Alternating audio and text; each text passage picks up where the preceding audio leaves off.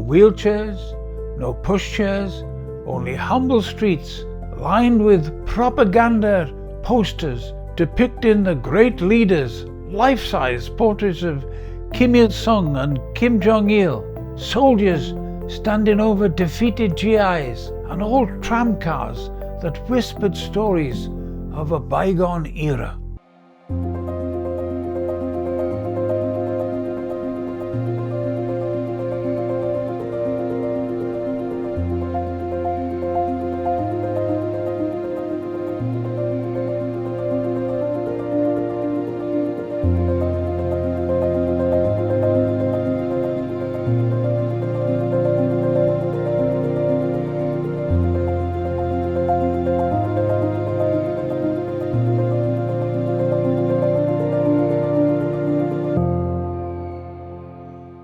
Yes, welcome to Doc Wales Diaries. It's always an honour to have you listen to stories from my diary. In this episode, we trace a journey not led by strategy or ambition, but a divine detour. A faded chapel, a derelict manse, a missionary's childhood home, long abandoned, and then unexpected visitors, chance meetings, and the soft stirrings of something sacred.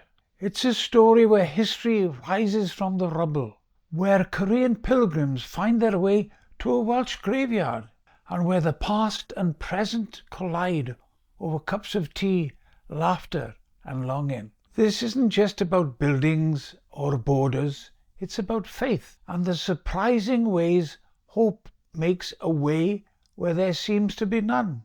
I will begin with a scripture that speaks to this situation. Jeremiah chapter 29 and verse 11. I know the plans I have for you. The scripture reminds us. Plans to prosper you and not to harm you. Plans to give you a hope and a future.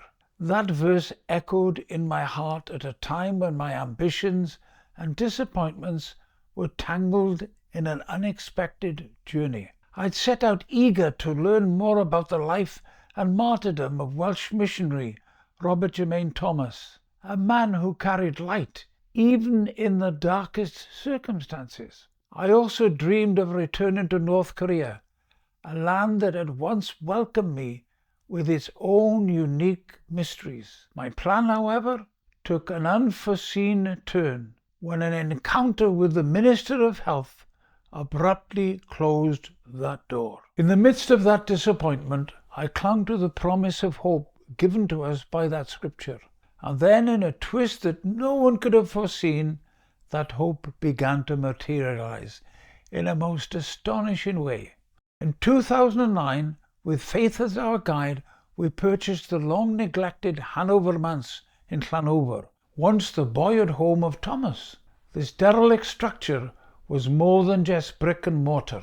It was a vessel for history and for the living spark of divine purpose. Renovating the manse meant returning to Wales from the United States, where I'd dedicated 30 years of my life as a family physician. The restoration of Hanover manse was not a solitary endeavour. Korean pilgrims, drawn by the enduring memory of Robert Jermain Thomas and his fearless commitment to share the gospel, they began to arrive. They came to Hanover Chapel, a humble sanctuary lying quietly beside a weathered graveyard, with stories of their long journey from London, New Malden's Koreatown, and even directly from Heathrow Airport. In our small barn, under renovation, lines of up to 20 people waiting for a simple toilet turned each pause into an act of shared humanity. Busloads of 50 spirited souls would sometimes grace our doorsteps, all united by their spiritual pilgrimage. During moments of respite from the long hours of hard work, spontaneous worship services would arise, filling the space with harmonious voices and prayerful silence, a chorus of hope amid the echoes of the past.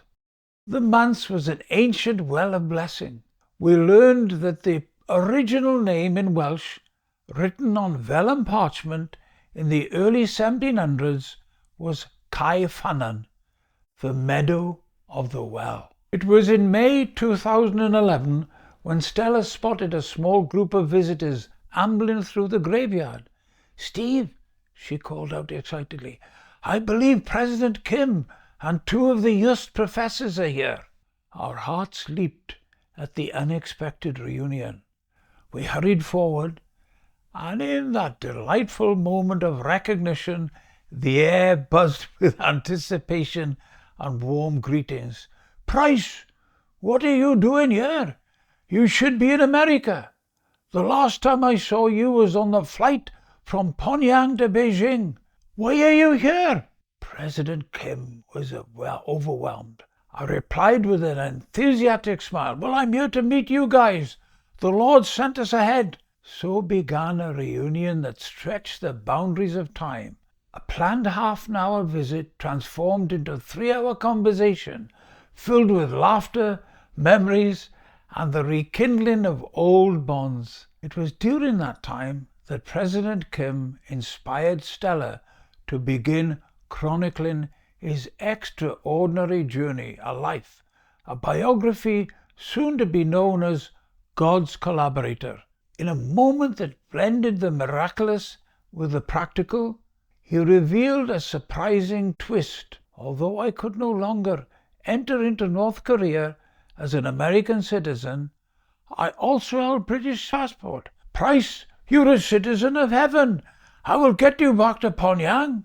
Please give me your passports and your CVs." President Kim invited both of us to attend the first international science conference at Pyongyang University of Science and Technology. It was to be held in October 2011, a promise that would lead us back into the heart of an ever enigmatic country. Before that journey to North Korea, Stella recalled the early days of President Kim's remarkable life. His former professor, Reverend Alec Mottier, shared how the man, affectionately known as Kyung, had first arrived in Clifton Theological College in Bristol.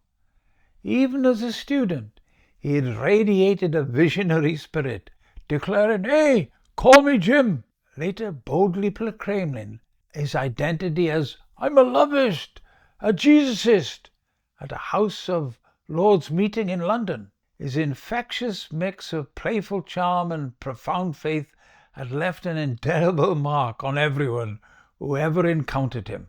At Hanover Chapel, when he noticed that Stella was due to preach, "Oh, you're too sexy to be a preacher," became a cherished memory that added colour to our work and faith. Our October 2011 trip unfolded like a tapestry of wonder and solemnity. First, we travelled to Yust in Yanji City, China. Here Stella delved into the interviews and field research for her book God's Collaborator, President Kim's biography.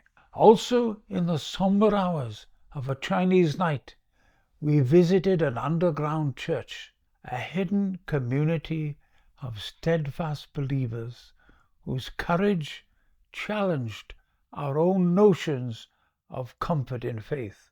Grace Kim, the devoted wife of Kyung, offered us a glimpse into the life forged through struggle and blessed by perseverance. Her gentle presence and heartfelt stories enriched our understanding of the man we admired so much. Then the journey took us to Pyongyang, North Korea, where we were swept into a whirlwind of conferences, city tours, and cultural experiences. Stella documented every detail: the establishment of Pyongyang University, the warm reception from its dedicated teachers, and even the peculiar thrill of uncovering a double agent amidst our group tour.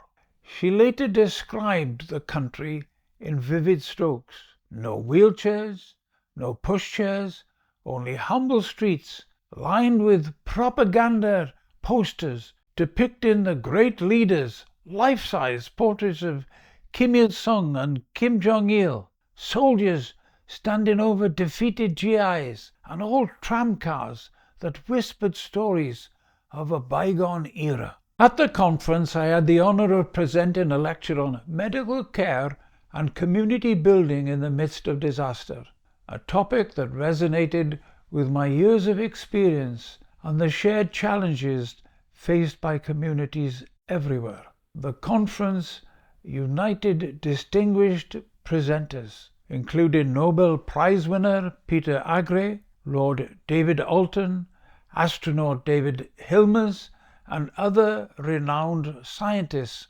from all around the globe.